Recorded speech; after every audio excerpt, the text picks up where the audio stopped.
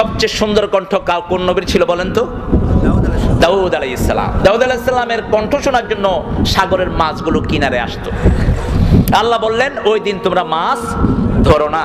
কিছু লোক বলল ঠিক আছে ওই দিন ধরুন না, সেদিন ব্যাট দিয়ে রাখতো। কি দিত? ব্যাট দিয়ে রাখতো। ব্যাট বলে তো এটাকে বামদাম। একদল লোক নিষেধ করেছে করোনা, আরেক দল লোক নিষেধ করে নাই। আরেক দল লোক তো এই কাজের ভিতরেই আছে, তারা নিষেধ করে নাই।